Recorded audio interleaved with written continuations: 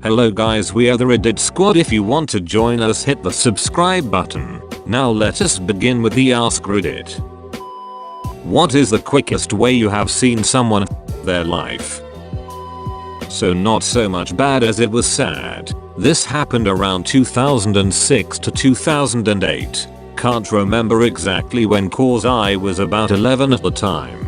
I had a friend in elementary school and middle school that lived within 2 miles from me and a CVS between our houses. Her 12-year-old, her little brother 9-year-old, and her mother 40-ish were at CVS picking up a few things and were walking to their car in the parking lot. Apparently as they were walking, the mother pushed both my friend and her brother away from her. My friend hit her head on the sidewalk and woke up to her brother screaming and crying. What happened was that as they were walking, the mother noticed a car that was slamming on the gas while trying to back out of a parking spot. The car was heading straight towards them and the mother pushed the kids out of the way. Car pinned the mother to the wall of the CVS and she died within minutes. The little brother saw the whole thing happen and has been struggling with depression and traumatic PTSD since. And my friend got a concussion from the incident, lost to her mother, and has never been the same. Sad thing is that the driver wasn't drunk or high or anything. It was a tiny little 80-year-old lady that wasn't used to driving the car and pressed too hard on the gas pedal. Don't exactly know what happened when the police got involved, but my friend has been messed up ever since. This forum has had a lot of comments about terrible people that have done terrible things. Not all bad things happen because of bad people. Sometimes they just happen. Edit. Thank you for the gold. This was my second post ever on Reddit and it was important for me to share. Thank you.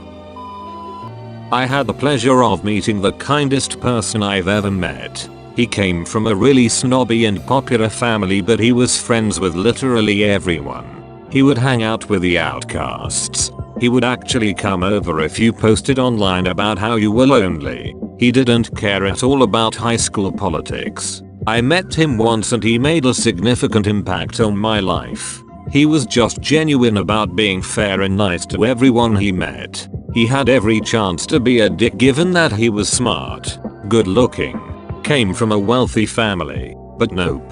He gave off this huge sense of peace when you were around him. If I had to describe the second coming of Jesus, it was him. A year after meeting him, he ends up missing for 3 days. Eventually the story unfolds that he was at a party the night he went missing.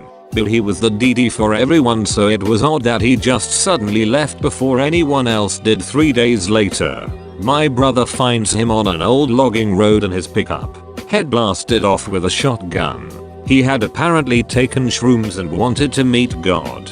His family found his Bible and it was filled with highlighted passages about heaven and the soul finding peace with Jesus. I'm guessing that the church he went to had a lot to do with it. It was the kind where everyone affluent and popular goes to, but given that they were disgusting people, they didn't seem to practice what they preached. The evil go to hell, but not just because we are here on Sunday at his funeral. The pastor had the gall to say he went to hell since he committed a sin by killing himself.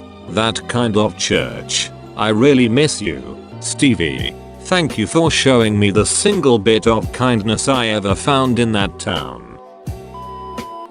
Not me, but a friend was an AP chem and they were working with some sodium something and his classmate snorted it as a cocaine joke.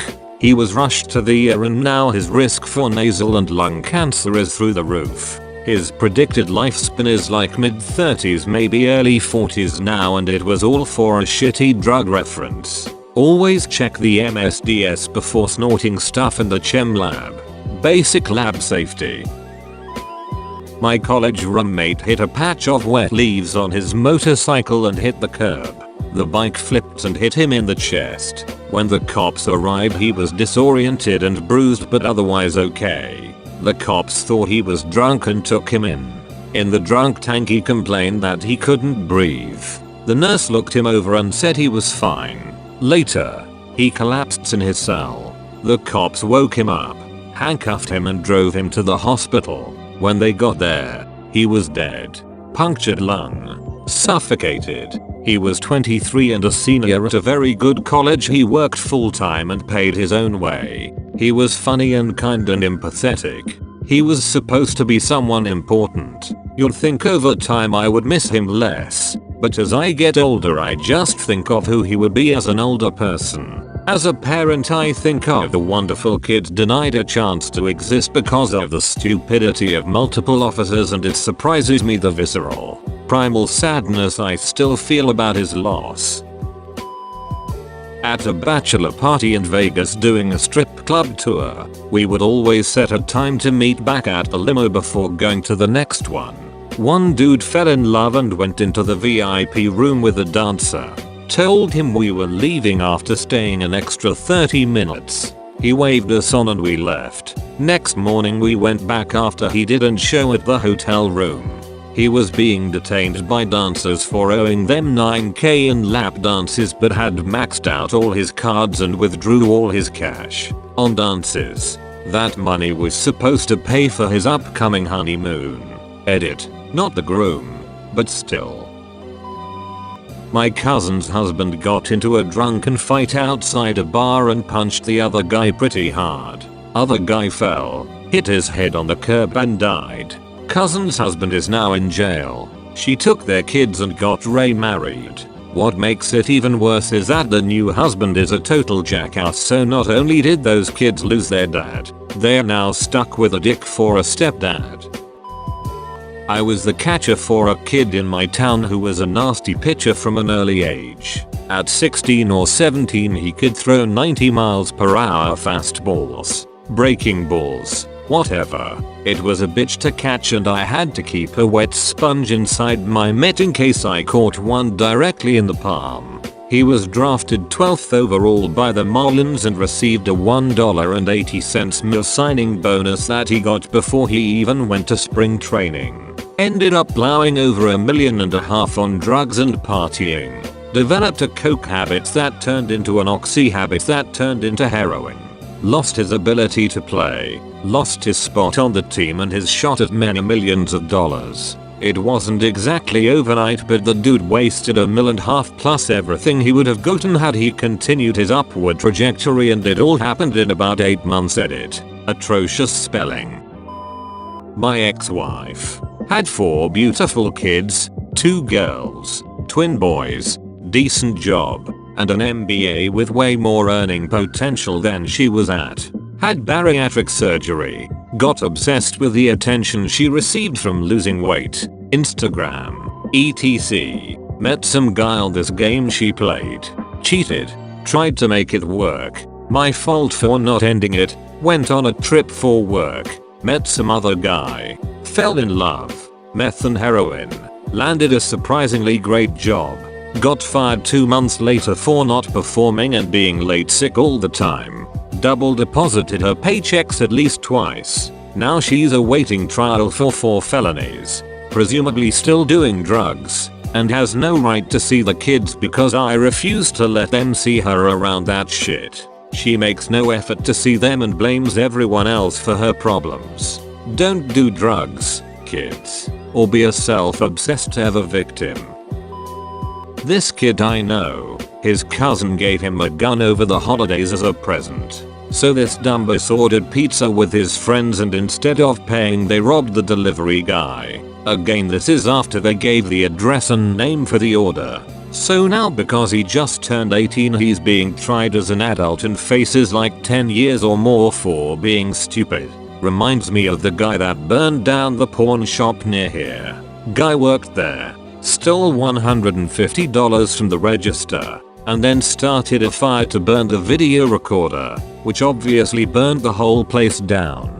Caused IDK $100,000 plus worth of damages and got him on felony arson. So looking at like 10 years for $150. Also, one time someone ripped out the parking meters in town.